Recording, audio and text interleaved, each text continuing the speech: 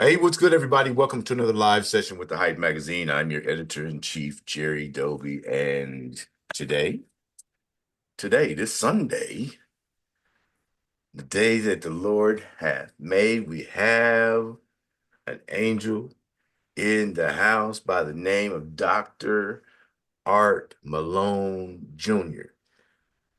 You may know some about his personal history as an athlete, as an amazing human being running around. He's got so many initiatives. We really can't talk about every community initiative this young lion, I call him young lion. Look at his smile, look at his smile.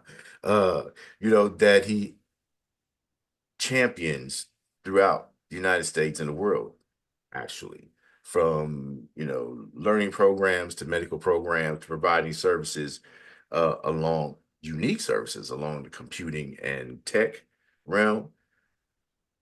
Just an amazing leader. I have listened to his lessons, an educator, and he is the founder, owner of AMJ Global Entertainment LLC, which is the master, the big top for a bunch of other ventures, specifically AMJ Global Technology, which is fun filled. That's like a candy store for people who love tech. I'm just going to say that. Dr. Malone, welcome. Yeah, thank you for having me. Man, it's an amazing honor. It's an amazing honor. Let's just start from a introspective because I could say what I think. Don't matter what I think. I would like to know, we would like to know, 4.8 million people want to know from the inside looking out.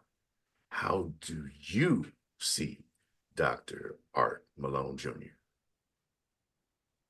Man, that's when I was younger, I would say that would be tough.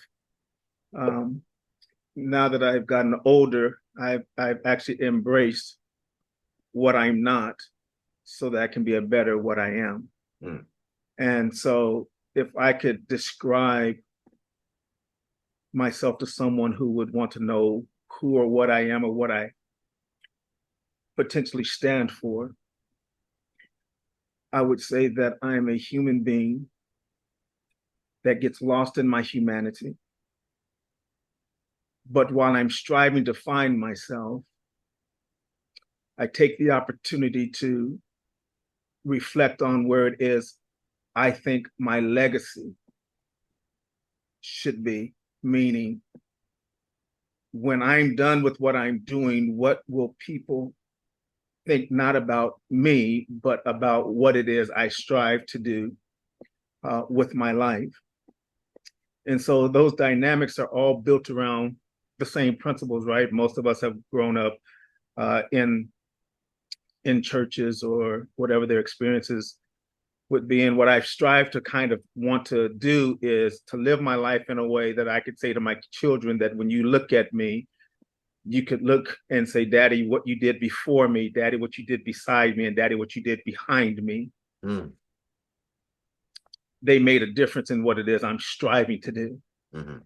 And if they could turn around, and this is my family motto, which is that everything that we do should be done with what we call the five principles: do better, be better, think better, act better, and love better, right? If those principles are true and I'm trying to get someone to see who I am or how I see myself, I hope what they would say after I've said all of that is that that's just a simple man who wants to be the best man he could be in the moment and in the time that he's living in. And that on some level that you could rely on what you see about me is true. And what I mean by that is we live in such a messed up world where none of what you see and half of what you hear Mm-hmm. is even uh, real. So I tell my children all the time, uh, I'm messed up, but I'm not weird. Nah, I like it. So I have my flaws. I have the things that that make me human. But if I could just be human, then no one would be weird, right? Mm. If we just be human, if we could just be ourselves, if I could just look at you and you could look at me and say, hey, listen, depending on the day you catch me, you might not see the doc that you're talking to today. You might see that other doc. That's my humanity. Right. So I'm not twisted. Just sometimes life can mess me up because I'm dealing with real life issues. And so I think when you put that pie together, not every piece of that slice of pie has to taste sweet. And I hope you embrace the part of me that's bitter because it's challenging you to be better. Mm.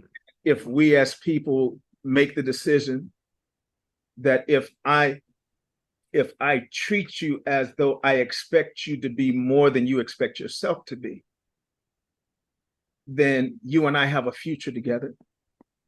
But if I perceive you to be a person that I don't want to spend time addressing, for every one person that's lost,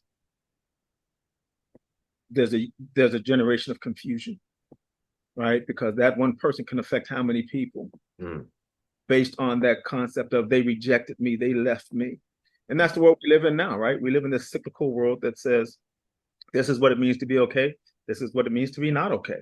And at the end of the day, if I'm human and you're human, and we're striving to be the best human we can be, then why can't you love me? Now we move into a different principle. Why Mm. can't you embrace me in my flaw? Mm. Because it's my flaw that should move you to compassion. Mm. It's my flaw that should give you a reason to want to help me, Mm. not reject me, Mm. not dismiss me. And so I don't even know how I got to all of that because at the end of the day, with everything that I've done in my life and what we're doing today, it's been built around this idea of if I can take that principle and change one person at a time, then we can all effectively change the world together. Mm. Right? And so the things that we're doing with our technology, the things that we're doing with other aspects of our company, like you mentioned, telehealth company, right, the healthcare, and so many other things that it's really important to me.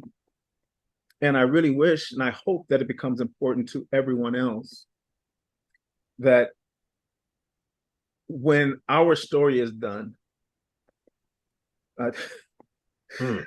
I, used to, I used to tell my kids when they were younger, I can't even die good. Mm. I'm worried about you, You know?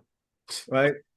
And so I actually had to I actually watched the Black Panther. This is a few years ago, and the conversation. I don't know all the names, just the main guy, the guy who played the Black Panther, and his father when he wins the right to be the Black Panther again. He gets put into whatever it is, and he goes to paradise and sees his dad there, and he says to his dad, "Dad, I wasn't ready for you to leave.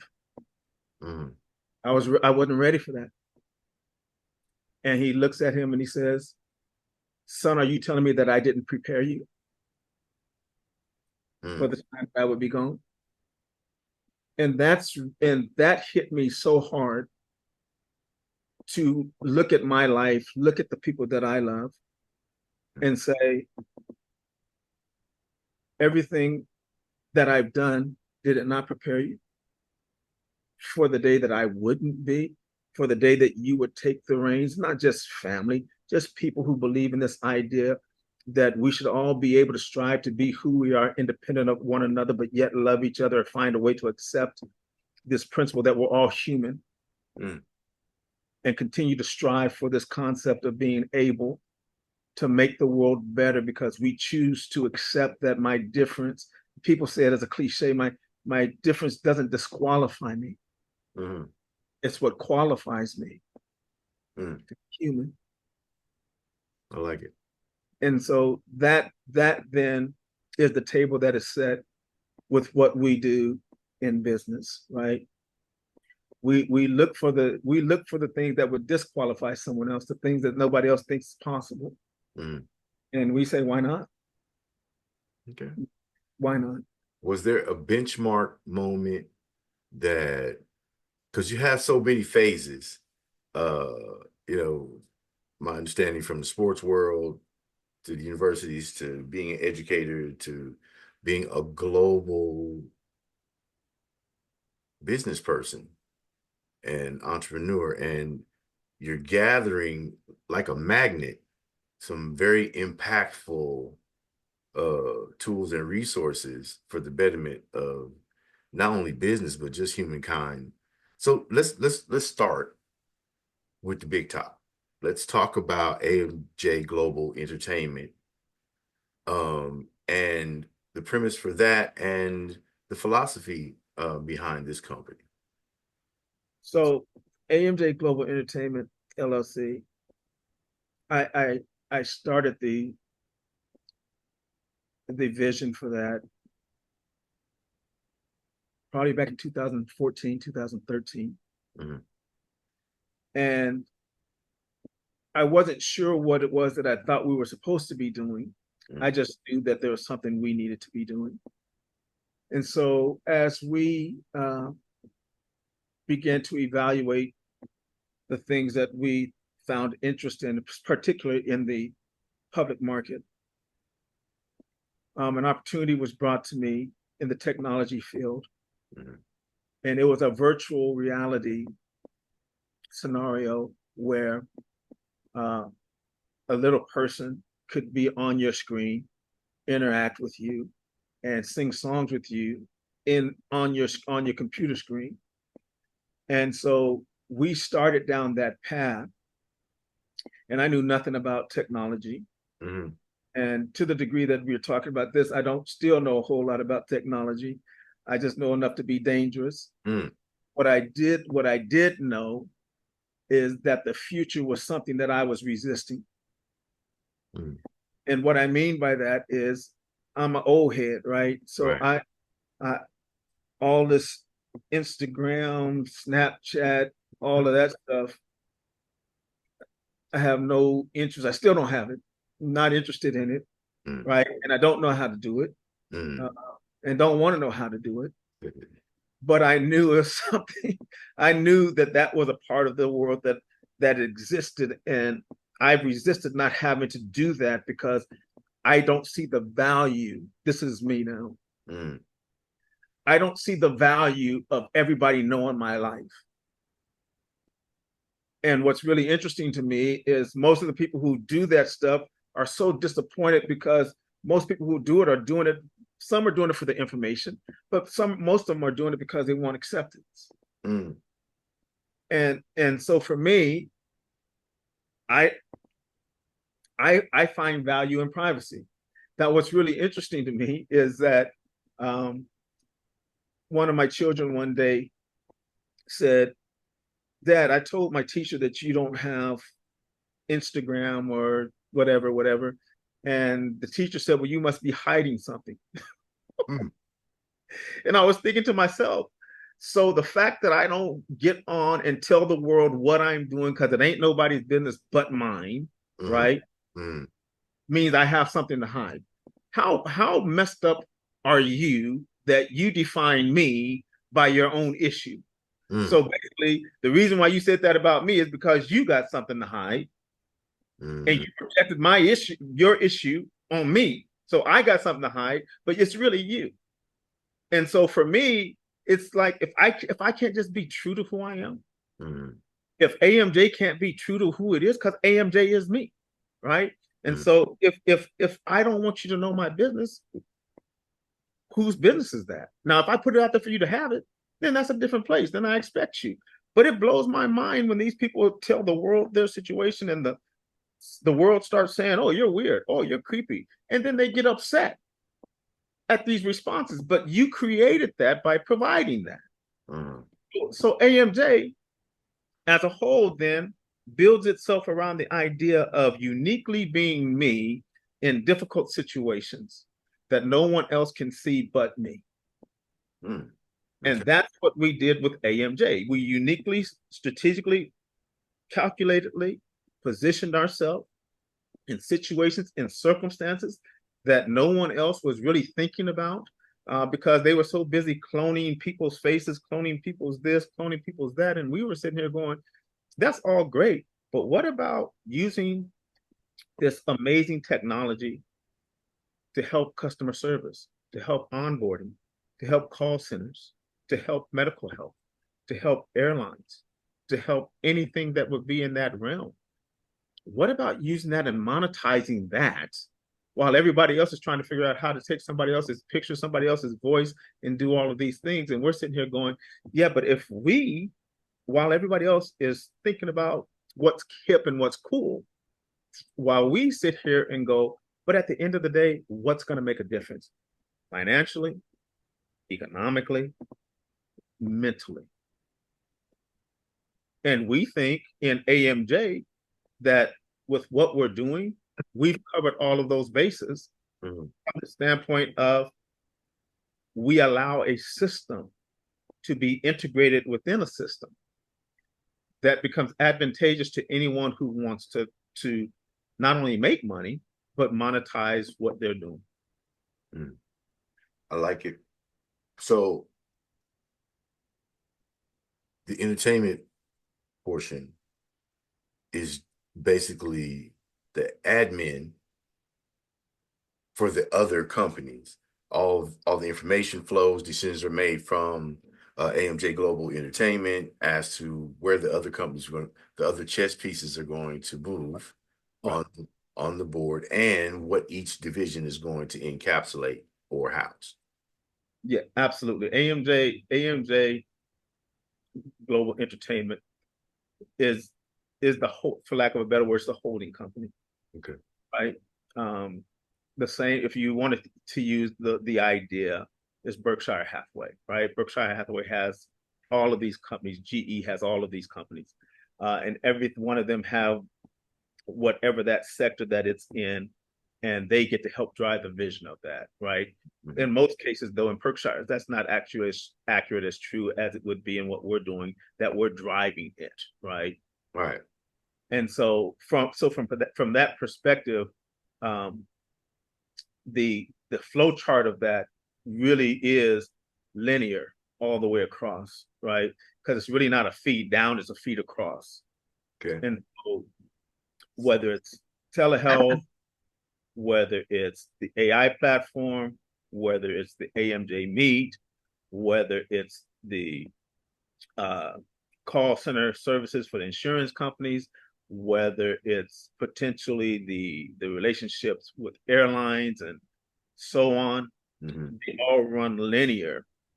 We in this linear perspective, we would say that these linear things have ancillary ventricles that Right. allow us to go this way and that way and down, right, and create ancillary vehicles within them that they actually feed up and down simultaneously, right? And so that idea being the reason why I can go here and it be up and down is that the same information, the same thought process is feeding every direction, right? And Okay. so as I'm feeding it, there are things that we are not cognizant of in the moment of what we're doing that may be on a different level. So it may not be on an even plane, it may be on a lower plane. And so to reach that lower plane, we'd have to go down to where that lower plane is. Right. And so it's that thought process, right, that that allows us to be flexible enough to go. We don't necessarily think that we have the absolute formula, but we know we have a good formula. It seems to be working. Uh, Watching the filings that are coming through the SEC and Edgar, Yeah, your people are gravitating, businesses, other founders and creators are gravitating to your philosophy. yeah, yeah, And, you know, I'm just looking at them going, well, it's already making a difference. So I believe it's the technology side that has the prescription card, has the telehealth that gives people access to healthcare through the virtual. um, easier at a much lower cost, you know. Then you have the bot, the translation bot that's real time conversational that I believe the hospitals are starting to use and kind of replace or Yeah, they're fill. going through the final process of that, Okay, right? Before okay, it's implemented. Yeah. So we have certain requirements that have to be met of course. before we implement it, which so that's where we are with them and a couple other. But I want to just touch base on something because it's really close to my heart with what you said about the healthcare and Griffin AMJ telehealth. Mm, We started, and this is the part that like it breaks my heart. mm, Okay, growing up with a single mom mm, who had three sons. My father was a professional football player. So, but we still grew up, and I almost don't feel good even talking about this because my mother passed away a couple of years ago, and she always hated when I talked about this. And I understand why, as a single mother, as a single Black woman, right, having to go through that process, right, and then having me bring that back up. But I told her, I said, but Mama, that molded me. mm, It made me see the world for what it really was, mm, not for what I wanted it to be, mm, right? And so when we were doing the telehealth, there were several things that happened that reiterated this thought process to me. So I have to give you the story to give you the understanding. that's wrong. So this was my brother and I, my brother Eric and my brother Derek. So I was maybe 10, Eric was 8, so Derek had to be 2 or 3. 3. And this particular Christmas, we didn't have anything.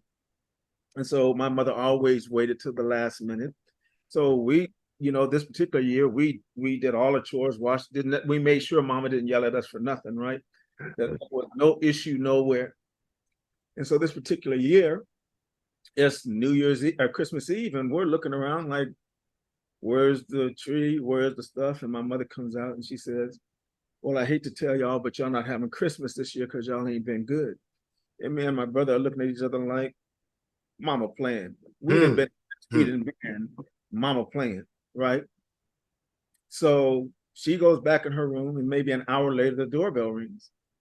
So we look through the doorbell, Pete, and it's this white man, and he's got a tree in his hand. So mm, I the door. Now we always were told, don't you open no doors, right? So I seen the tree through the people. I opened the door. 3 other people come in behind him with toys and gifts. My mother comes out, looks around the corner. She sees him. She shoots back to the room.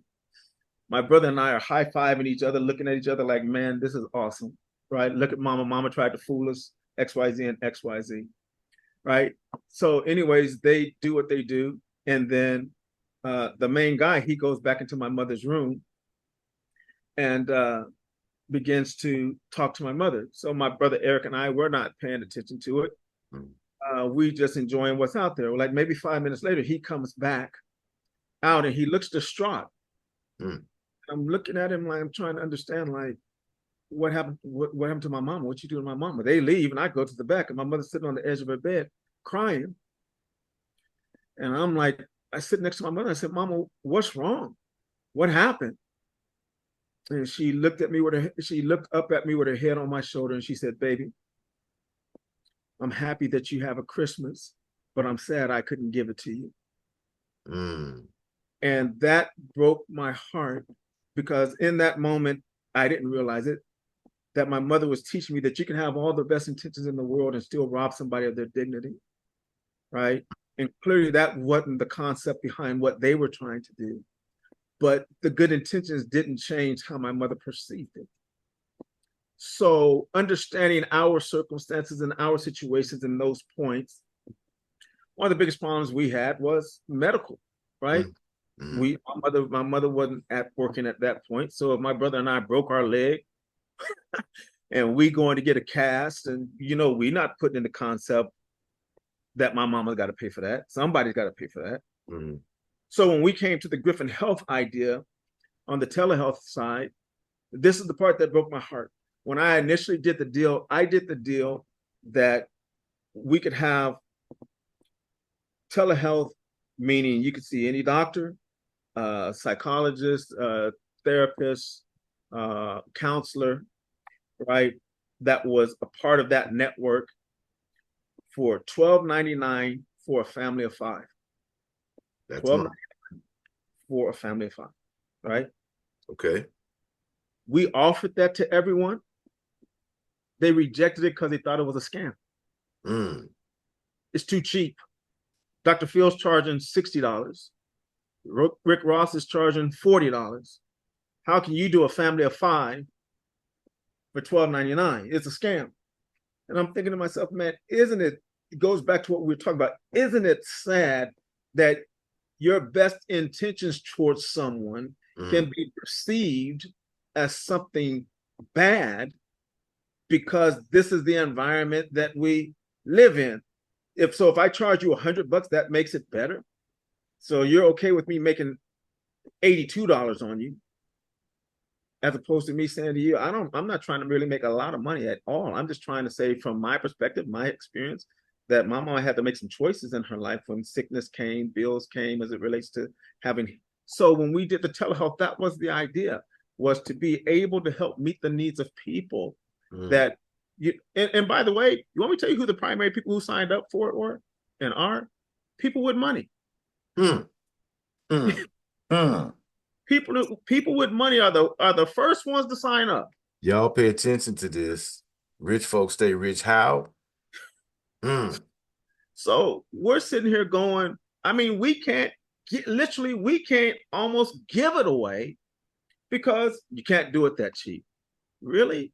How about we have created a society that instead of believing that there are good people who truly want to do good and they don't have an angle, that you have to look at everything with a cross eye. Mm. And so when it came to the telehealth, it was that same idea, right? That we're doing it because I know what we went through. I know what I perceive what my mother went through, right? And Mm. all those like her. So the telehealth really, it really gave me a understanding of, no matter how my intentions were so good, or how good my intentions were, that it doesn't matter what I think. What matters is how people perceive it. How you perceive everything. That is the acronym for hype. Yeah. For real, for real. So, okay, I got you. Um, so AMJ Global Entertainment sparked these movements. You housed them under AMJ Global Technology, and AMJ Global Entertainment is the private company that you Correct. hold close hold, Yep. you and your family, and I'm understanding.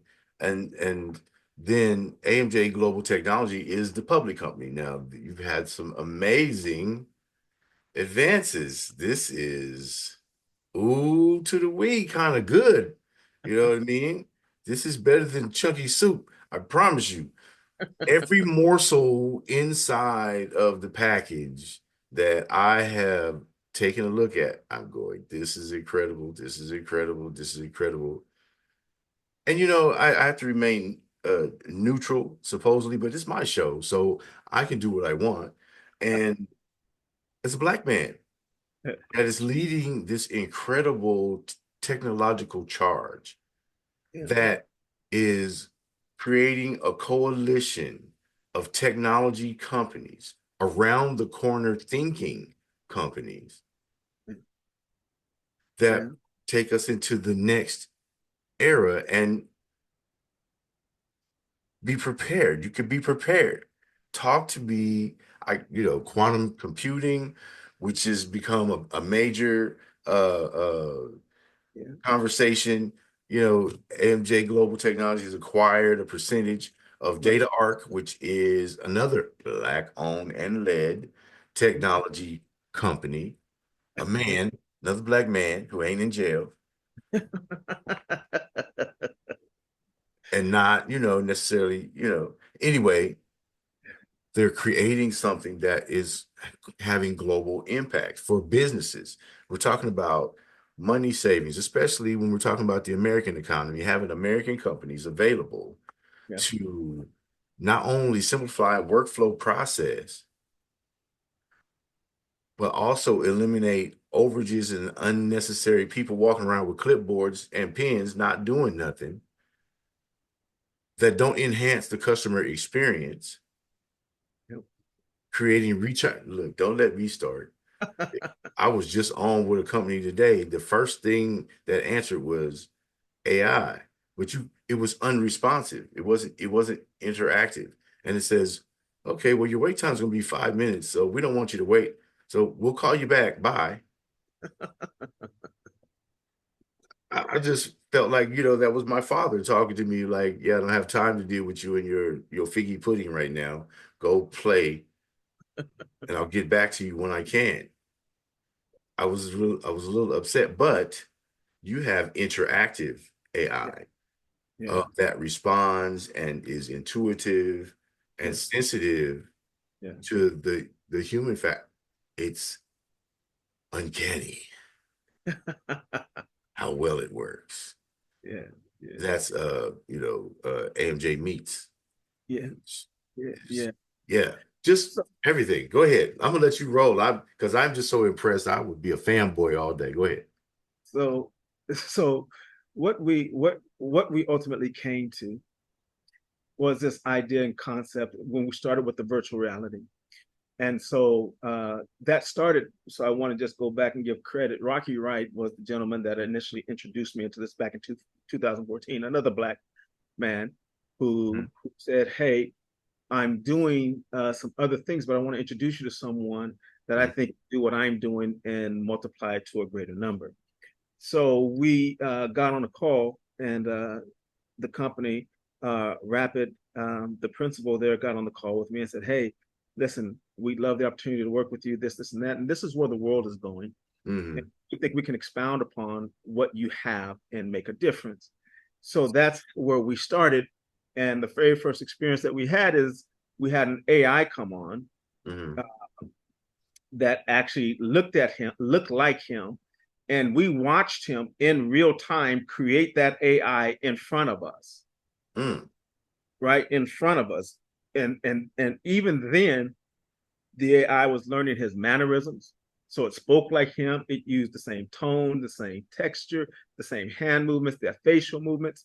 Wow. And so we were going through this, and he says, my wife and I, for the last 3 months, every morning at 10 a.m., we have a phone call, and my wife still doesn't know it's not me. Mm. AI. I said, you kid. He said, no. She talks to the AI every morning, and she still doesn't know it's not me. That's how scary. That's how scary. And his words to me were, so no, I said to him, I said, so like you could really go be someone else and rob and do this or that. He says, well, I don't know if you can do that, but I guarantee I can get you divorced. Mm. Ah. No doubt. I was like, what? So we went through this process, and he goes, we're using it for this. And someone called me the next day and said, hey, I'm dealing with a company with a call center, Mm. and they do these calls. Could this bot do that? Right. And if so, what would it take for the bot to learn? So that was the that experience, and that conversation is what merged these two things together. Mm. Right. And so what we did is when we began to create this bot, what we did was, while everybody was out there thinking about making people's faces, duplicating all this, we're sitting there thinking, well, what are the needs in businesses Mm. that are gonna be there, right? One of them is customer service, Mhm. one of them is call centers. And so what we began to have to think about and then try to extrapolate in our own minds what that really meant was, if we have this bot, this AI, can it learn swift enough, precise enough that it can actually speak to someone and not create a litigious event, right? Because one of the issues that you have when it's a human being, they can say something that could potentially become litigious, Right. right? They're trying to Right. sell you something, or they're trying to. Well, what we knew is that if we created this format within this bot and we kept it in that box, then that became an issue that no longer could be an issue, right? The litigious issues. The bot says something wrong. Well, we can give it to you at this, this, and that, which can only go by the script that is given. But the second part about it, what we did is to begin to look at the monetization of it and what that meant and what it actually costs us for that bot. The give you an example in the airline industry. The average call, the average customer service call is $5.70 for 3 minutes. Mm. That's what it costs them, right? Our bot, I'm just using a number for the sake of our conversation, Okay. is 60 cents an hour, 80 cents an hour. No matter how long the conversation is, the number's still 60 cents or 80 cents. Mm. And I don't have workman's comp, and I don't have what is it when someone, you walk in, you say, "Hi, sweetie," and they go, "I can't work anymore. He called me sweetie." So I don't. SA, sexual harassment. SA. Sexual harassment, right? You don't have sick leave because the bot don't need to go to sleep. So it works 24 hours a day, right? You still need human presence, right? So those who actually want to work, right? There's a job for you. What it's meant to do is eliminate the ones, I'm saying, I'm probably gonna get in trouble saying this, but it is what it is. One of the saddest things to me is when someone declares that they need a job, Mm. and then when you give them the job, Mm.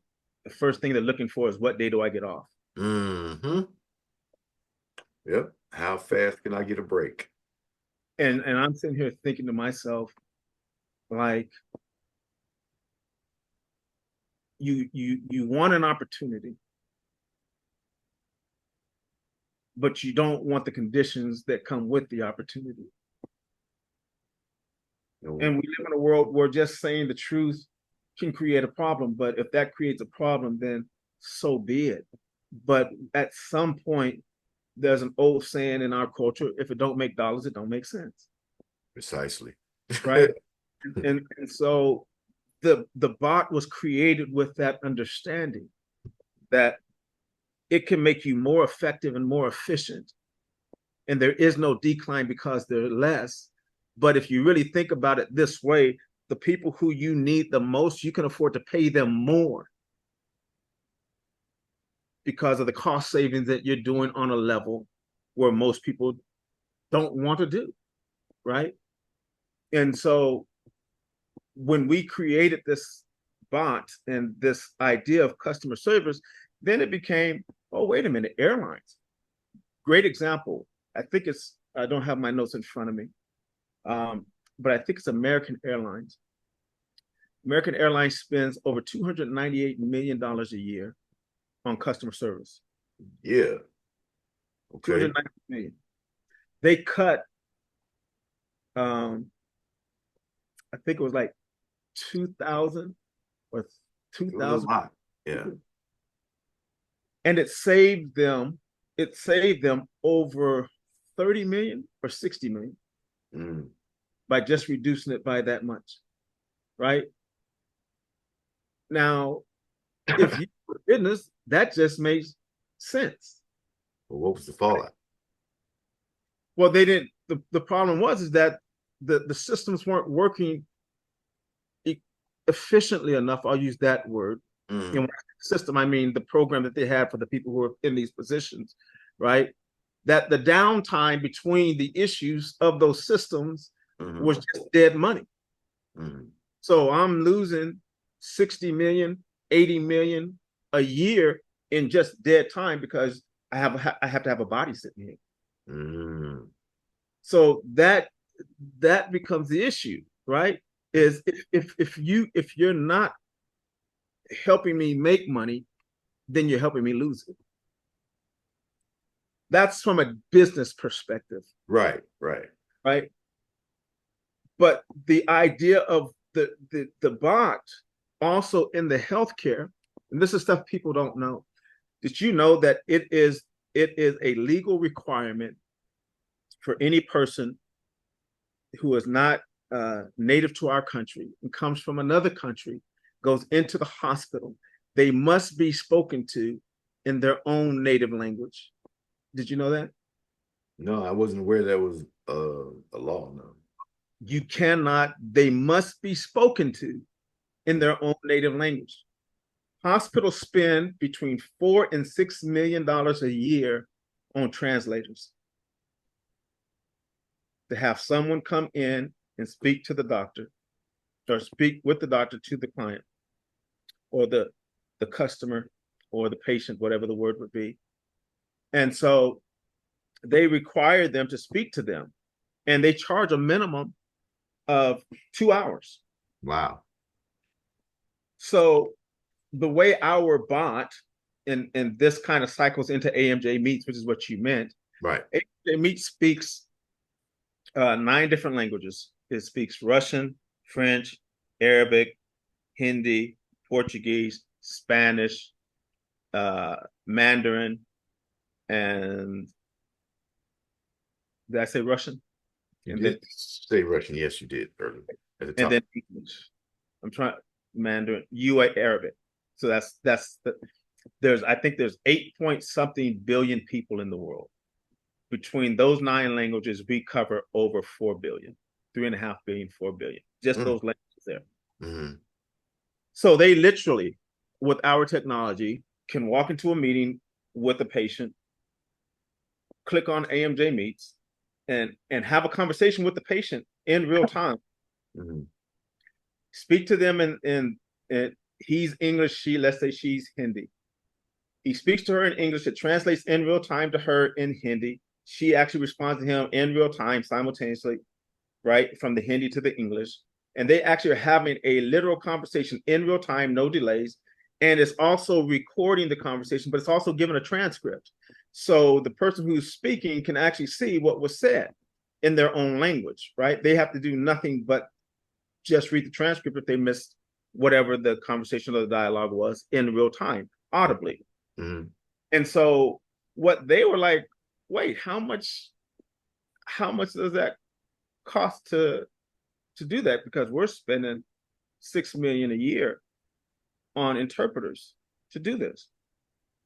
And we're going probably 60% less than what you're paying right now. And they're going, okay, we got to figure out how to make that work. Mm. You have to do. So that's what you're referencing when it comes to that part, right? Is do all of that with them to make sure that we're abiding by all the laws and regulatory processes that they would need for that to be used in hospitals in those particular cases. It makes sense because then, the and I just learned this word, the vertical, would be to have the bot spitting out transcripts in the end that are in that language, so that if they decide to go back home to their native country, those medical records are already translated and ready to be handed over to the physician or caregiver in their native country. Yep. Just like brilliance. Yeah. I'd love to say brilliance, but common sense. Right. Right. And sometimes common sense is brilliant depending on who you're talking to. Yeah, Right. yeah. Yeah. I learned this lesson at a very young age, right? Uh-huh. I was told this, and it makes sense so much more today, right? Is I was always told never argue with a dummy because eventually they'll bring you down to their level and beat you with their expertise. And so I've learned to let people who have their own opinion have their own opinion and it not affect me, right? Because of whatever the disposition that they may have. But the AMJ Meets, as you were referencing, the other part of it that actually built onto this part is the ability. We perceive it as an alternative to Zoom, and we perceive it as an alternative to Google Meets, and and Microsoft, in as much as you literally could speak to someone at this particular stage. It's the 9 languages that we have, and have a real conversation just like you would at Zoom or whatever the case may be, except Mm. for you have it in your own native language, right? And within the text of our uh, platform, you can pick the language. You can pick, if you want to have an accent, you can have an accent, Yeah. right? If you want to clone your voice, you can clone your voice. Um, you can have we have what's called Homage. Homage is our equivalent to Alexa or Siri. Okay. That, when you're on a call and you need to ask a question or you need to get something done, you can actually just talk to Homage or type into Homage, and it will, give you the answer, whatever the case may be. Okay. Uh, but the other part about it that I love the most is, when you are speaking to someone, the there are people who have translations that are delayed in what they, you Right. know, but ours is really funny, is depending on where you're at and where you're talking, the translation on the transcript comes through as fast as the audible is, uh, while you're speaking, right? Wow. So we created another dynamic. So let's say there's 5 of us on a call, but I want to speak to you, and we got 4 other people. We also have a chat box, so I can directly chat you while we're having this other conversation. I can actually chat you a side conversation within that context, Mm. right? So to do all of that has been um, rewarding, because everyone that we've presented this to has, and I'm talking about the corporate world now, Corporate. Yes. have said, well, everyone says they can do it, but you're the first ones that actually can do what you said you can do as it relates to this communicative aspect of it. Right.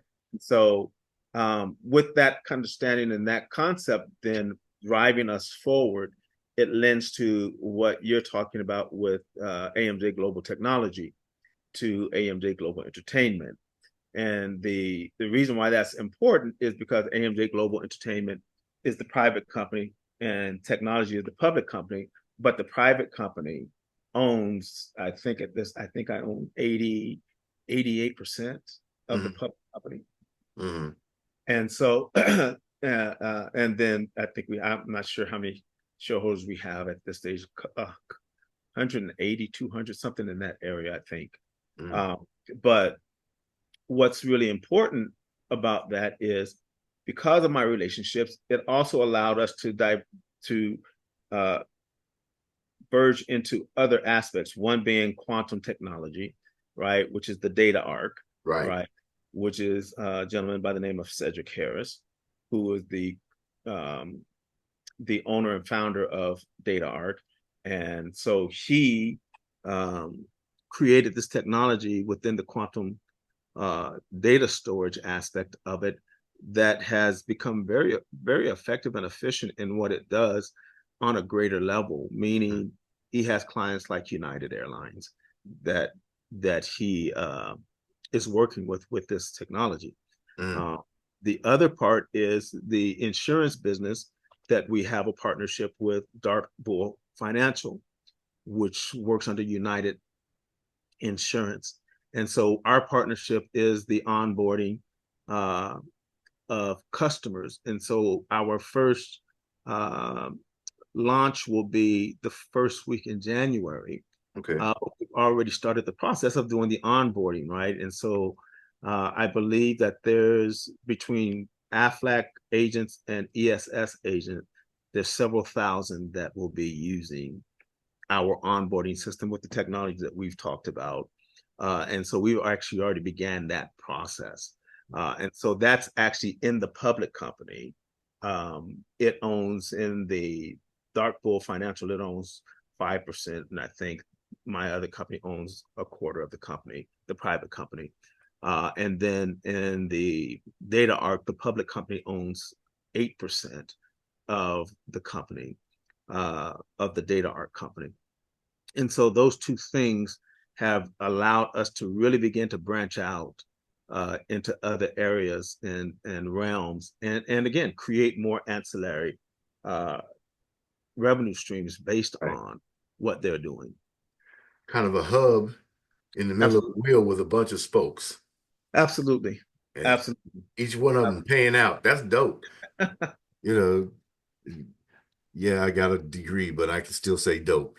Y'all be quiet over there. You know what I mean? So I absolutely love it. So look,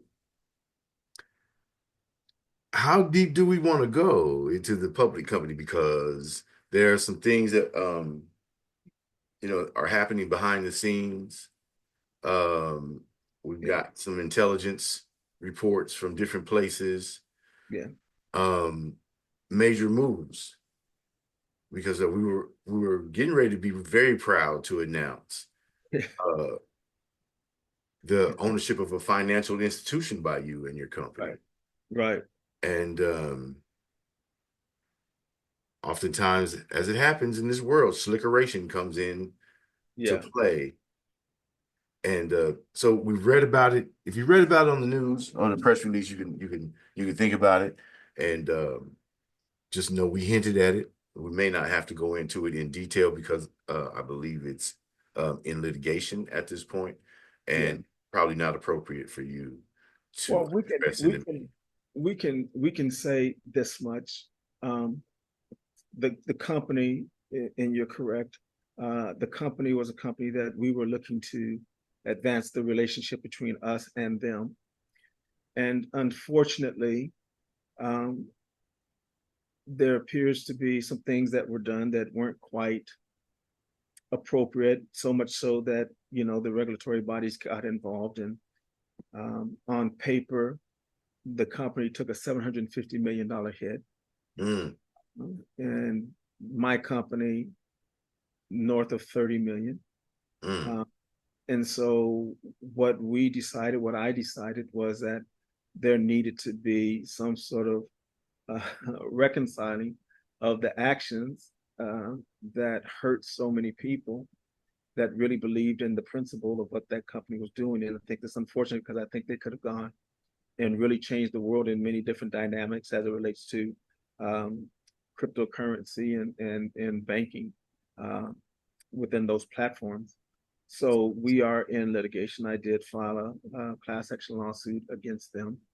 And because the private company owns the public company, it affects both, right? So um, the private company, AMJ Global Entertainment, sued those companies. But again, AMJ Global Entertainment owns over 80% of the public company, AMJT. And so I can say that much. Outside of that, I can't really say a lot. But the other part of what we're doing, it is our intentions to uplist the public company. yeah. And I'm actually pretty excited because this week, Thursday, and I can talk about this week, Thursday. I'll be presenting to, I believe it's over 200 investment bankers and fund managers and so on at a conference. In Newport Beach. Yes, on Thursday. So we're really, really excited about that, and we're retaining a company called Wall Street Research, which specializes in taking companies like mine and uplisting them to the NASDAQ or the New York Stock Exchange. And so we're diligently trying to complete our filings, which hopefully we'll have done tomorrow. And then we'll begin to speak about the things that you were just mentioning. We'll begin to speak about those things Okay. once we file our filings, our regulatory fines with the SEC Okay. on, yeah, tomorrow, Tuesday. So, but yeah, there's so many things that we're so excited about that we want to be able to tell people about and be able to, again, talk about the legacy that we're creating with the company and having visionaries like yourself and other people who understand different dynamics of what's needed to be not only successful in the public domain, but successful in the context of allowing others to have the opportunity to excel, Mm, right? And so I'm just really excited about that. I'm really excited about what the future looks like for people who dare to dream. like yourself and do what you do, and to be recognized uh, for what you've done and what you've accomplished and what you continue to do. And hopefully it inspires other people to follow their dreams, no matter what someone else says to you or if someone else thinks. You can just tell them, hey, I'm not weird, I'm just messed up. So Ah, they already know. I can pull out my mid alert tag. Say he crazy. uh, what I'm looking at as I've run through and gone through your site and the philosophy, you know, it's the corporate citizenship that is key. Yes, there are big moves going on in the background, but the generosity and the thoughtfulness, you know, of you and through you, the companies, to the community, other upwardly mobile individuals who are trying to understand and learn and spread, you know, the knowledge.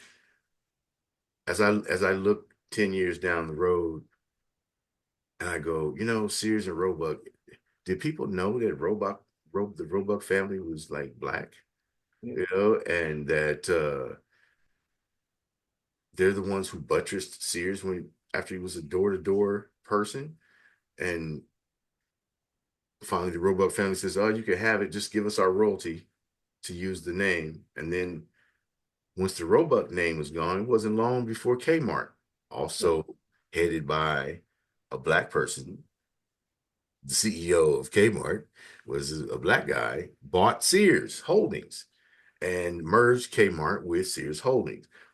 But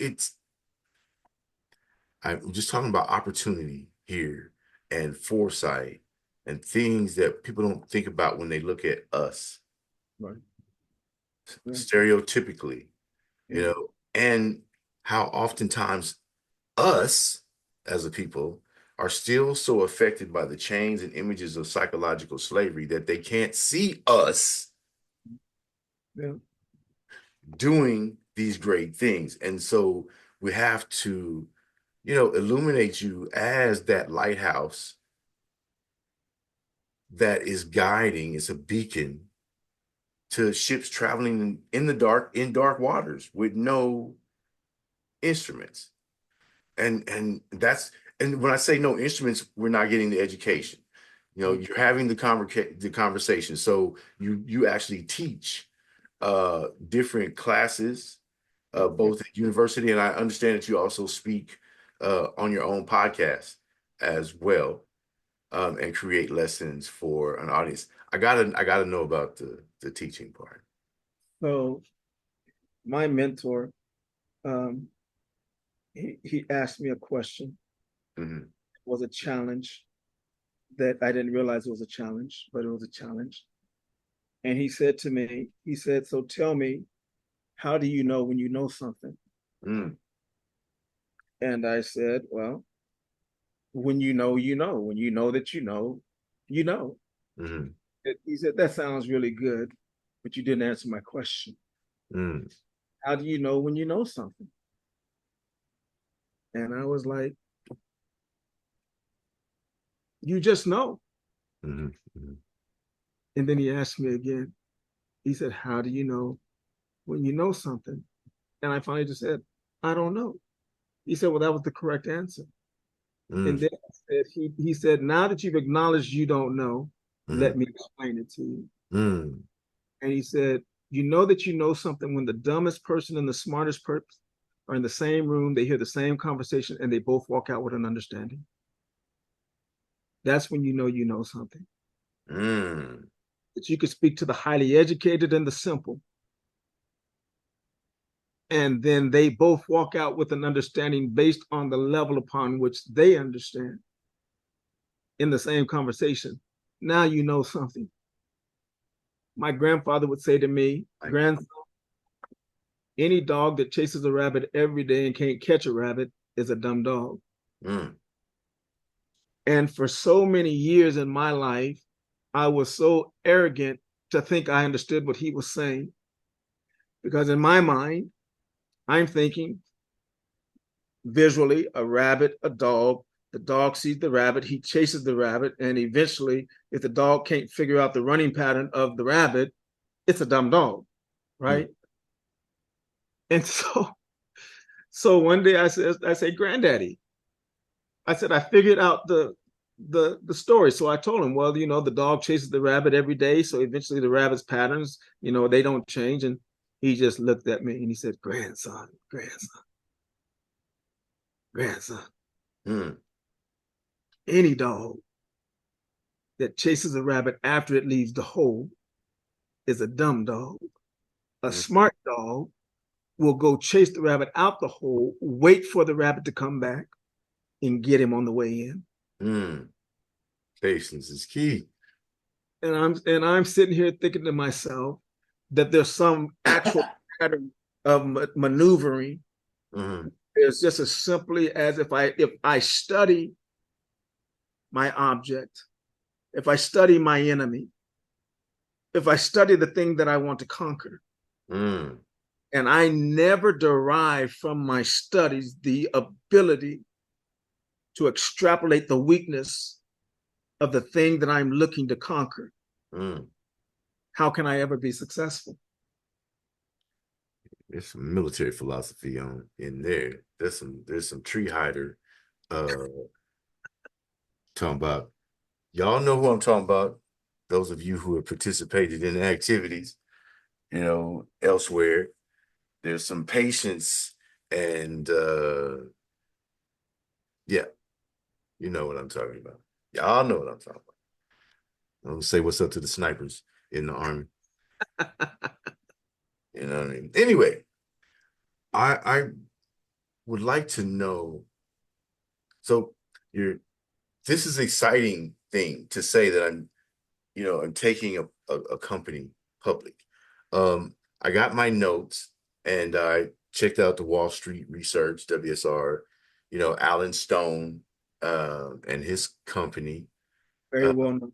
very Very well. well known, have a massive reputation for taking companies from the over-the-counter Yeah. market onto, you called it uplisting, Uplifting.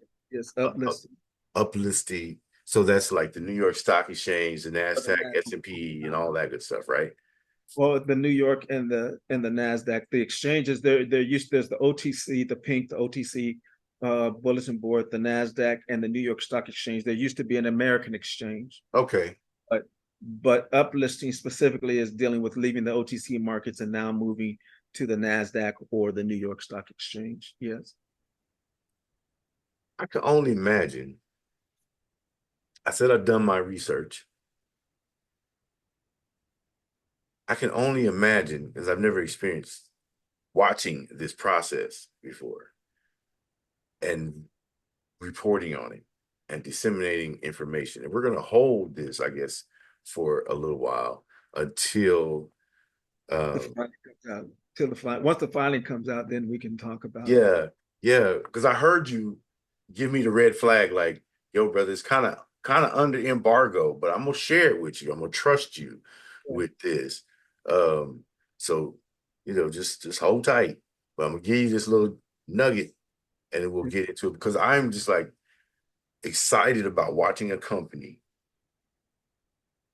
go from point A to point Z and hit all these different benchmarks.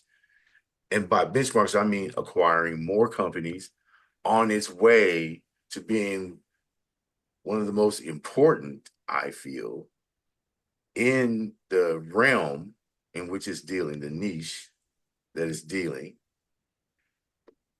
and watch it go to the public board and be announced at the opening bell one day, on I watched the opening bell show on MSNBC because they get celebrities on there to do the opening bell stuff. And I'm like, yeah, Master P talking about at the stock exchange. That was wild to me. I'm like, really, bro? From New Orleans to the opening bell at the stock exchange to watch that happen and to be able to see that reported.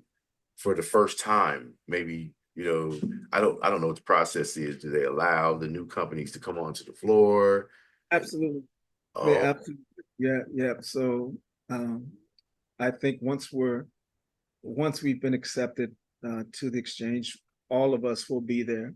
So you'll be able to do what you do from there yourself at the point that we're able to do that. But yeah, there's a process that you must go through, and Alan Stone and his company is very well positioned, and their reputation is in fact for that. So I'm really excited because they see the vision, they understand what we're doing, and they believe in what we're doing.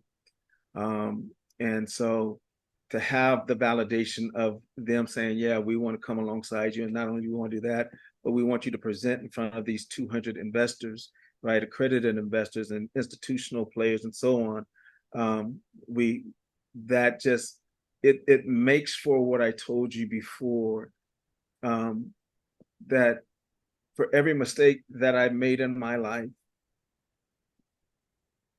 I wasn't, for lack of a better word, I wasn't disqualified for being human. mm, I wasn't disqualified because I made some bad decisions along the way. Because my bad decisions didn't affect the vision; mm-hmm. they just affected me making bad decisions. And so, for me, this is what makes all of this so exciting. Sometimes I shouldn't say it like this, but I'm going to. Sometimes I just start walking and smiling, Yeah, yeah. just thinking about, right? I'm thinking about where I've come from, what I've been through, and imagining in my mind the day that I'm able to smile at everyone and say, I told you. Might have took me longer than I thought, but I told you. And I hope that every person that hears this, um, I can't tell you how many times I was told and bashed, right? For why are you gonna do that? They ain't gonna never let you be successful. You ain't gonna da da da da. Why you going to school and getting all these degrees? They ain't gonna help you. You all of that nonsense, right? And to be able to sit back and say, out of all of those things, what I found is that I love me more than I love your opinion. There you go. So it's just you know what I'm saying. There's just people I talk to and I just smile at them and I wink at them. They don't know what I'm smiling or winking about, but I remember, right? Yeah. And so with what we're doing, it just goes back to the same idea. If it wasn't for gracious people like yourself and other people who I've been afforded the privilege and the opportunity to encounter Mm. that have helped guide me through this path, whether they understood it or not. You've all fed me somewhere along the way with insight or communication or whatever it may be, and it really is humbling to know. I can hear my mother in my head right now. If she was living, she'd be like, Arthur Lee, what are you doing? Mm. What are you doing? Right? And so what I've learned is sometimes it's not meant for everyone to understand what you're doing. It's only meant for you to be determined to finish what you're doing. And so that's where I am, right? I'm determined to finish what I've started and to be able to have someone someday tell the story of what we've accomplished, right?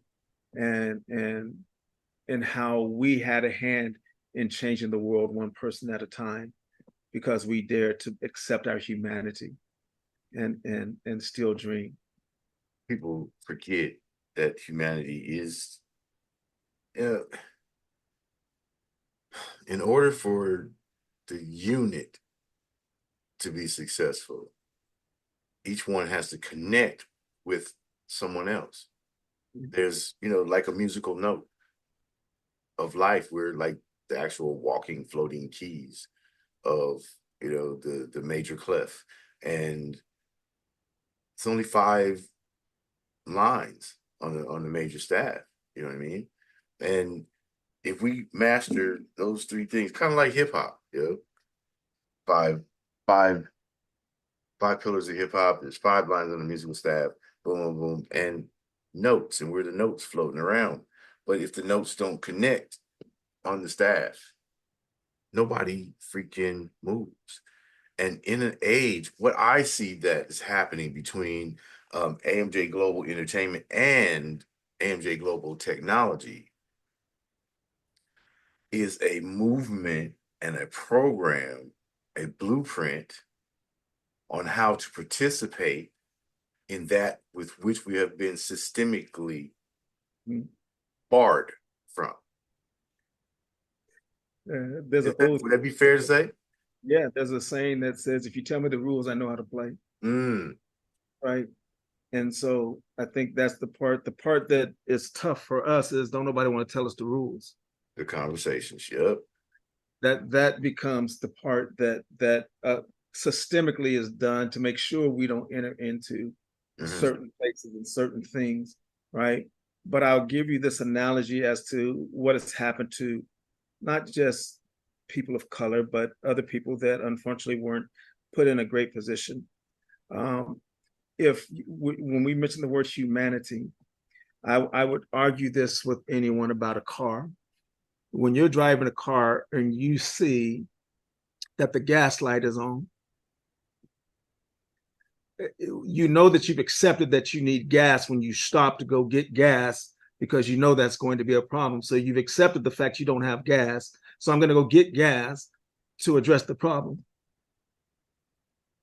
But what we've done is we've been conditioned to see, well, I know I need gas, but I'm gonna try to go 4 more miles before I get it. Feel me? It drives me crazy. You're right at the off ramp, but I'm gonna get 4 more miles out of this. And now your car is sitting on the side of the road or whatever it is, because you stopped to pay attention to what you knew. This is the same idea with your humanity. If I don't accept my humanity and address the flaws of my humanity, how can I ever expect to be great when I've never addressed the things that are affecting my greatness? Mm, mm. We're Speak. sitting, we're sitting here denying ourselves Mm, what we could rightfully fix. And what we do, AMJ is specifically, strategically, and calculatedly embracing that we're different. And I'm accepting my differences because I know if I accept them, then you don't have to accept them, but it won't alter my success. Because it's not based on you accepting me, it's based on me acknowledging what I ain't. And mm, because I know what I ain't, you can't tell me what I won't be. mm. Well, And you so know. when we get there, when we Mm, get to this place and we begin to corral those people around us and say, dare to be different, dare to be twisted, if that's what they want to call you. But don't lose your vision, right. don't lose your hope, don't lose your dream, because you're only one moment away from the world changing. My kids would say to me sometimes, Daddy, why do you go to bed so early sometimes? And I would say to them, when I can't fix my problem, I change my focus. And the way that I change my focus is that I go to bed, I turn everything off, and I'm looking for a new beginning. So as I try to go to sleep, I'm now believing and dreaming and believing and dreaming about the moment that when I open my eyes, after the moment that I've closed my eyes, that I have a new beginning. Mm, It's a fresh start. So I couldn't fix the problem. So I stepped back and allowed myself to settle in mm, and waited for a new beginning. That moment when I could rest my mind for just a moment and say, whatever happened yesterday doesn't have to alter me today. But I accept that what happened yesterday affected me, mm, but I won't allow it to continue. So I fix my focus mm, and I prepare to move past the moment of what you said I can't do, mm, to move into what I believe I will do, mm, right? And mm. and that word will is an absolute, Yes. right? Not passive at all. And so if we operate in that, begin to speak right in absolutes instead of abstracts. We are a society of abstract people. but greatness focuses on absolutes. Hmm. It's not I might. It's not I could. I will. I will and I am. Yeah, I'm yeah. in motion. I like that you're pushing forth those conversations on a larger scale. And I know it's going to be a major, massive movement because I love the mantra, the UIC is the you can be. Yep. And you're Yep. putting all these moves forward and engaging the gears, of the machine. And it is absolutely, we're not talking about steam, we're talking about God powered energy, nuclear energy in a movement that pretty much is not stoppable once it crosses a specific parallel. And the excitement is watching, it get ready to cross the parallel. And then when it does, you go, boom. You know, I'm sorry. can can I say this to you? Yes. Say what? Um,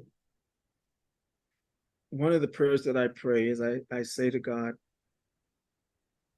God, before you fix my circumstances, fix my heart Mm, so that my circumstances can't affect me because you fixed my heart.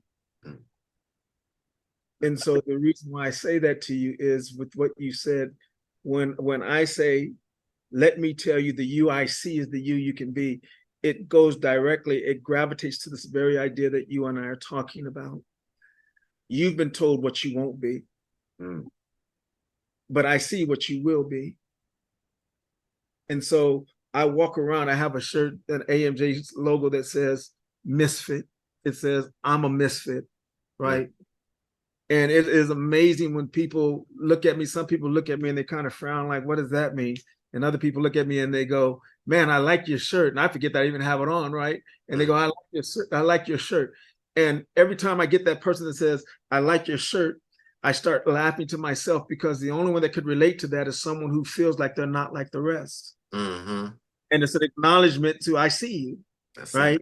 I see you. Mm, And I purposely wear it, and I purposely did that to say every great human being that has ever lived was a misfit. And that's why they could change the world, yeah. because they were a misfit. They weren't like everyone else. They didn't do things the way everyone else did. And that's what I love about what we're doing in AMJ. We're not doing it like everybody else because we're not everybody else. We're doing it the way that I know how to do it because I'm the only me there is. I saw I saw the Michael Jackson show, the Broadway show in New York a couple years ago. And there was a part in that play that impacted me, kind of like what happened with the Black Panther. And the reporter in the Broadway play was talking to Michael and saying, "Hey, why didn't you do this or why didn't you do that? James Brown or whatever, they did this and that. Why? So why did you?" And he stops and he looks at there and he says, "But I'm the first me." And that resonated so much with me.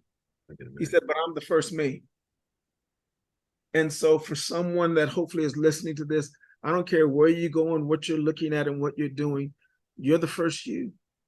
And so, sometimes that path that you're trying to look for, you're the one who has to create it. And creating it, you're going to get resistance, but the resistance shouldn't cause you to want to stop. It should make you be notified that whatever you're doing, you must be doing right. If you got people questioning it and they don't even understand what's driving you. And so I just loved that about Michael Jackson when he said, "But I'm the first me," Mm, and I really live by that. Like, I'm the first me. Think what you want to, but you ain't me. You don't know what makes me me. You don't know what's driving me. So how can you tell me the path that I'm supposed to go, right? Someone said to me, "Man, I know how you feel." And I said, "No, you don't." Mm, "Oh, yes, yes, I do. I've been there." I said, "No, no, no. See, what you should say is, I've had experiences that made me feel kind of way, but you ain't walked my walk. mm, You ain't been through what I've been through, so you don't know how I feel. But you've had an experience that you know what you feel, and mm, I can relate to that, and I understand what you're trying to say to me, but you don't know how I feel because that's unique to me." mm. You understand what I'm saying? Yes, sir. So for me, when someone tells me I can't, I'm just more determined to show that I can. And I don't have to tell you that I'm doing it, but I want you to know that I'm gonna send you a banner when we're done saying thank you, right? Because all you did is make me focus even more. Mm, And that's the AMJ. We're focused. There's nothing that's gonna get me off of focus. There's nothing that's gonna change the trajectory and the direction of what we're doing, because I believe with what we're doing with the technology, what we're doing with the telehealth, what we're doing with our security, what we're doing with our public company, what we're doing with the insurance companies, and all of those things. I want to be able to tell someone, you know, when I was in high school, I think I graduated with 2.8 mm, GPA. mm, When I got to college, I think I got up to a 3.1 or 3.2. But I didn't take it serious because I thought I was going to be a gazillionaire playing sports. mm, But when my career ended, I realized that, oh, I better figure out what I'm going to do. mm, So I went back to school. I graduated my master's programs cum laude. I graduated my PhD with a PhD summa cum laude. mm. And I determined for myself that what I thought were wasted years, and I hope someone hears what I'm saying, what you thought were wasted years, they were just preparing you for the moment that you would excel. Mm. You just had to have the right motivation.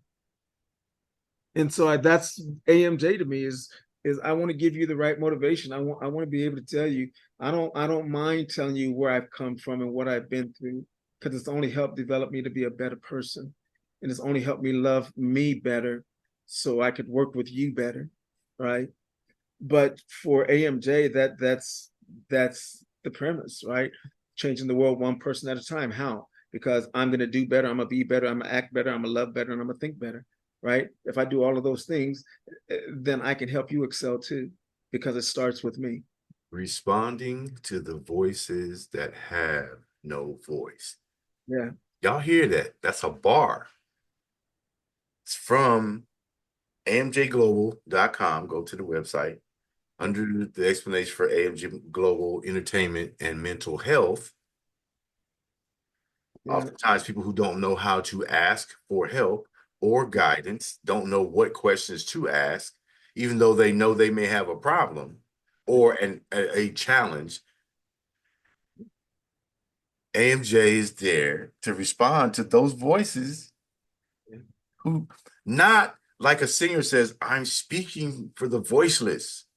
No, this is a corporate personality. They're a human. It's a living, breathing movement that says we're here to respond to the voices that have no voice. He yeah, just talked about frustration, aggravation, feeling lost, not knowing which direction to go, no compass, providing tools, resources, and opportunities for us to get focused on our individual journeys as we experience our own individual maze, both mentally, spiritually, and physically. yeah, yeah. It's bigger than the money. Man, my mother used to say, they can take everything from you but what you know. They can take your money, they can take your house, they can take your cars, they can take your wife, they can take your husband, whatever it may be, but they can't take what you know. I'm Henny Youngman. Take my wife, please. I'm just playing. I'm just playing. I'm just playing. I'm just playing. I'm just playing. I can't play the violin though. Uh, serious, I'm able to have moments of levity with you because through your confidence, through your accomplishments, and the risk that you are taking, and the belief in yourself that you are putting forward and showing as an example to others that they can say, yo, it is possible.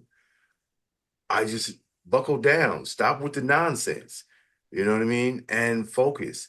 If I know what the issue is, the my charge then as an aware person is to learn how to navigate that issue. Common Yeah. sense, critical thinking. And this man, you just heard him say he lost $30 million trying to move forward. But you've also heard Warren Buffett say, yeah, he's lost billions of dollars. But if he hadn't have, there would have been no forward movement. Yeah. Those are lessons to be overcome. And you come out on the other side triumphant because of the effort. Put work clothes on your dreams, build the foundation, frame it out, put your electrical and your plumbing, throw on the drywall, tape it. You got your rafters, roof, bing, bang, boom, lay some carpet or some parquet and roll out. But it takes that first step. It takes having an example, a shining example like Dr. Art Malone Jr. here to be forefront. You know, we have some other billionaires and millionaires out there. What they're doing, and I, salute the gentlemen and the ladies who are paying tuition off and all that good stuff. But my father said something. He says, I'm not going to leave you shit, but I'm going to leave you a way. Yeah. I will help you by leaving you a way. I'm not leaving you a house and cars. I'm going to leave you a way to move forward. Through AMJ, Dr. Art Malone is bringing forward opportunities to have those conversations, to learn those lessons, and participate in the growth of a global community. It just happens to look like us. Yeah. And it's not charity, it Yeah. is a belief in our ability to excel, not survive, Yeah. and dominate, not bend the knee. Man, I think what you said summarized for me, if I could say it from my childhood, and I think that kind of is, you know, one of the things for me, coming from being the son of a man who played professional football, but he was never part of my life. And I didn't really have any direction as it related to that from that perspective. At the end of the conversation, if someone who hears my voice, if I could just say to you, if you asked me what drives me, it's just 5 words, I think. I just want to be better. Mm, I just want to be better. And that drives me every day. I just want to be better. I refuse, I refuse to continue to back up and not change directions. And I think, with AMJ, if you don't buy into anything else that I say today, the only one you're hurting by not desiring to be better is you, right? And part of being better is to accept what I'm not. And that's not no philosophical, that's just an absolute fact. How can I love myself when I don't even accept my flaws? mm, How can I love myself? mm, So um, if we if we say that from the standpoint of what we're doing, I don't know everything, but I know what I need to know to do what we're doing. mm, And I'm not going to tell you what I don't know. I'm going to tell you, go ask my man over here. Go ask my man over there. You know what? Uh, ask Dr. Dovey. He know what to do with that. I don't. That's not my expertise. I'm never going to get out of my own lane. Mm, People used to say all the time, I stay in my own lane, but they never tell you why. And I'm gonna tell you why. Because if I get out of my lane, I should expect to crash. mm. If I get out of my lane, I should expect to crash, right? And so we have a lot of people crashing and they don't know why, right? And until someone like yourself or others who have a platform that can say, hey, I can present to you people who are effectuating change on many different levels. But if you don't believe that you're capable of affecting change, then this whole conversation means nothing, Mhm. right? But I want someone else to say, well, I'm gonna be the next. Don't be the next AMJ. Be the better AMJ. I tell my kids, hey, here's the best advice I can give you as a father, and there ain't a whole lot I can give you. But here's what I'm gonna tell you: whatever I did bad, don't repeat it. Mm, Whatever I did good, do it better than me. mm. That's my advice, right? So for someone who's watching, whatever it is you don't like about what I'm doing, make sure you don't do it. But whatever it is you liked about what I'm saying, make sure you do that better than what I'm talking about, because we can all reach the top. Mm, There's mm. there's no limit on how many people can get to the top, right? The limit is believing that you can make it there. Nobody ever said there was a capacity limit at the top. I've never heard that. There's room. There's more than enough room. I hear that. And in certain instances, I hear people say, "Oh, there's only room for one." Yeah, prove it. You saying I can't? Oh, all right. All I know is I really believe when the man says the UIC is the you can be. Yeah, That's heavy. Y'all even that's like 4 bars inside of 1 bar for the hip hop community. Think about it. It's not really metaphorical. It's telling you straight in your face, but it's so clear, plain, and simple that you're gonna have to reflect on it. And then come out of your imposter syndrome when you have achieved. Stand in front of the mirror, your mental mirror, get butt naked, and each achievement put on a piece of clothes. Sock, drawers, pants, shoes, till you get to your crown. You say, you know what? I do deserve to be exactly where I'm at. Why? Because I put work clothes on my dreams and goals and yeah, made them happen. I took responsibility for me. What I don't know, I took responsibility to go find out. Questions that I needed to have answered, I took the responsibility to go and find someone who could answer that question or is doing what I want to do, and I can watch them from afar yeah. and watch their triumphs and successes and reverse engineer that for myself. This is Dr. Art Malone Jr. The movement is AMJ, whether it's Global Entertainment, the private company, or Global Technology, the public company.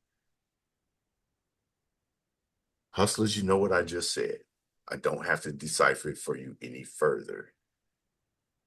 And I don't mean, curb servers. I'm talking about people with business mentalities, entrepreneur mentalities, creative mentalities. There's a blueprint being laid that they want to charge us $10,000, $20,000 to get into the room to hear the concept of a plan, Yeah.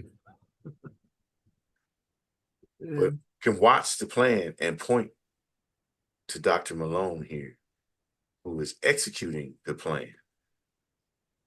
Look, I'm just going to say this. Here's how I educated myself. Went to sec.gov, and in Edgar, I typed in AMJ Global, and then the technology just pops up as a separate word. Click on that joint. It gives you a whole overview. It gives you a trajectory, name changes, if any, legal changes. Learn what learn what the filings are. I didn't know what an 8K filing and a 10Q filing was. You know, but I've been educated by studying what this man is doing and what these companies are doing. And, disclaimer, I do, throw in some media tips to the company every now and again when asked. But the story ain't got nothing to do with me, except for the fact that I'm being obedient to the mission that has been presented to me, because I love words and I get to disseminate the story and create the narrative that shares it with people in digestible bites that will help to spark the interest in this movement. And it's imperative. We have a civic duty to vote. We have a civic duty to educate ourselves. We have a civic duty, and if you're a parent, you have a responsibility to the next generations to educate yourself so that you can pass on usable knowledge the same way previous generations passed on to us survival skills to navigate a system that is rigged deliberately against our communities and cultures. Well, can I say this before you stop? Because I just want to say you have an impact on what I'm doing. And I don't want that to be diminished in any way. Because there's very few people that I can go to and believe that they will tell me what I need to hear and not what I want to hear. And so you don't need yes people. You need why people. Why are you doing that? What was your thought process behind that? To elevate your thinking. And so you elevate my thinking. And I thank you for that. And I don't want that to be diminished. I started when I said I surrounded myself with people. And I should have finished it by saying I surrounded myself with people of excellence. Great. Because that excellence is what draws more excellence out of me, whatever that means to me. So I want to just make sure I go on record of saying, yeah, you play a role, because I can rely on you to tell me the truth about what I'm saying or what I'm doing as it relates to your understanding of it. So I just don't want that point to be, because you are an integral part from the standpoint that I believe that your heart for what we're trying to accomplish is pure, and that makes it easy to receive things from people who have insight in areas. I don't know nothing about media. As I said, I don't know nothing about all this other stuff because I don't do it. I don't, you know what I mean? You'll never see Facebook. Well, all of that stuff, whatever all of that is, you ain't gonna never find me on it because I don't have it. And why I don't have it is because I don't want to be distracted. I've never been drawn to that because I believe for me it would be a distraction. So it's me knowing my own limitations, right? And just saying this doesn't benefit me because it could very easily destroy me as much as it could help me. So I'm good with that. I don't need the whole world to know my name. I just need the right ones to. I'm not going to even try to say nothing after that. That was perfect. Y'all have heard me say it, but he said it better. That was impactful. Dr. Malone, is there anything you wanted to cover that I may have neglected? You know, I don't. I think the fact that you've allowed me to share my heart and the vision and my philosophy to some degree, I think we've covered from a business acumen. I think the majority of what we've talked about covers the integral parts of it. I can't really think of anything else that I would want to say outside of what I just said. Is if you want to succeed in life, make sure you surround your people with excellence. Find people smarter than you and allow them to speak to you. Don't have such an ego that no one can tell you nothing, and allow them to excel in your life so that you can excel in yours. I think that's, for me, I think that says it all. We're going to wrap with that. The Hype Magazine live sessions. Dr. Art Malone Jr. Remember these names: AMJ Global Entertainment. You can't get none of that. I think there might be a subscriber thing going on somewhere down the line, but you can't get none of that one. But AMJ Global Technology, it's a comer. The company has a great philosophy, and it's providing great service through its products and its partnerships. It's a leader that we can pay attention to, and our community needs our own Bill Gates, our own Warren Buffett, that's out there and accessible. You see this brother in the school gyms, messing with these kids and teaching. He's in the community on a different level. He drank from the water hose, y'all. That part. You feel me? So look, he one of us. For real, for real. One of them front yardigans.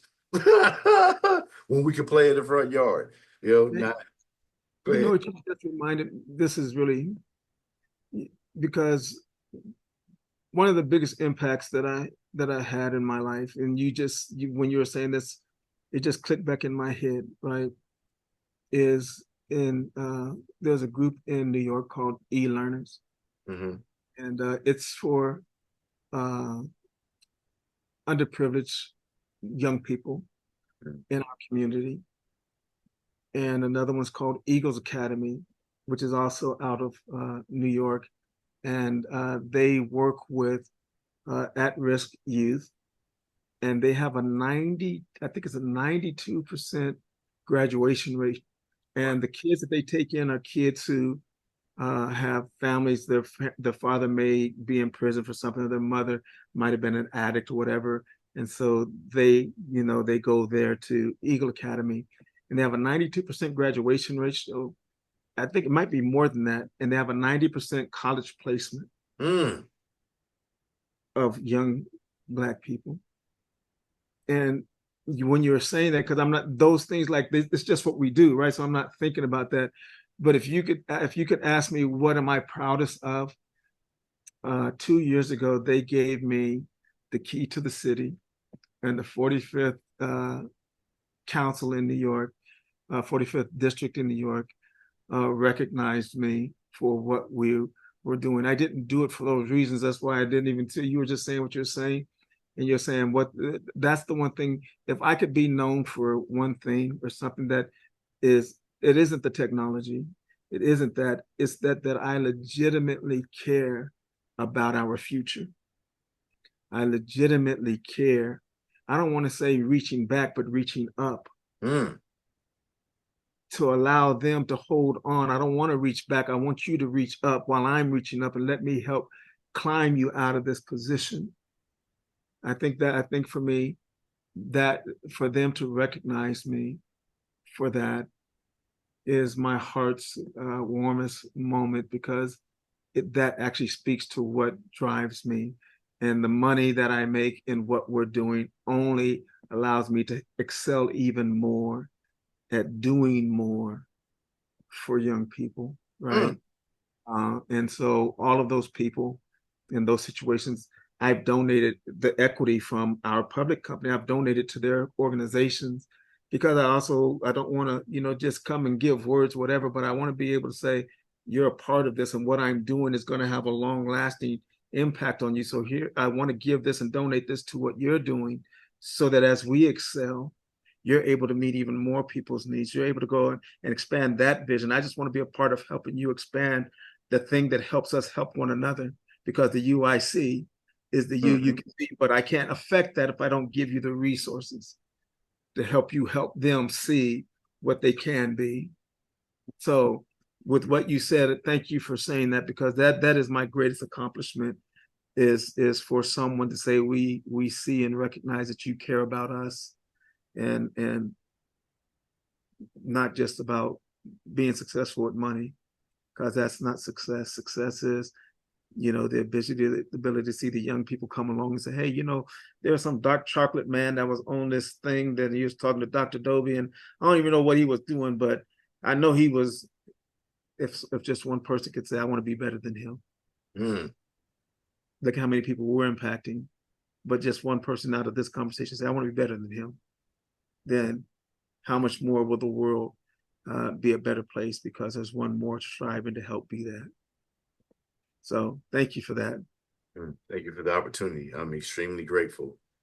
Thank you so much for the opportunity to speak with you, to be a part of the movement. I'm honored beyond belief. And my privilege. They say you can't teach an old dog new tricks. I'm learning new tricks. My spots have changed. I promise you. And I owe it to Dr. Art Malone Jr. and AMJ, the opportunity, and Mr. Paul Ring, who made the introduction. Yeah, that's my man. I love him. I love me some Paul. Yeah. If it wasn't for that, I would still be on a different level, thinking on a different level. I can't tell you how this last 6 months has elevated my brainiacness. And I'm like, wow. And I've studied new things. I feel I'm on this new adventure. Come join us on this adventure. Educate yourself and prepare to educate others that come behind you. Yeah. Dr. Art Malone Jr., Dr. Jerry Dobie, the Hype Magazine live sessions. And thank you. Thank you. And thank you.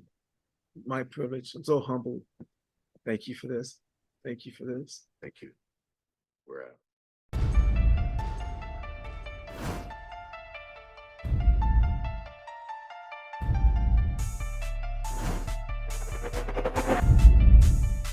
As an artist, we should reflect the time. Why you so talented? Because I'm black. Why you so amazing? Because I'm black. It's really important that we build characters so that people understand their story matters. 2 Chainz and I both are just really into good food. And when you know you are royalty, you will only aim in life to be royalty. We're doing it right now. I don't give a damn what they say about me. Yes, I called your ass out. I know I shouldn't be saying this kind of. Shout out the Hype Magazine Network. Shout out to the Hype Magazine Network.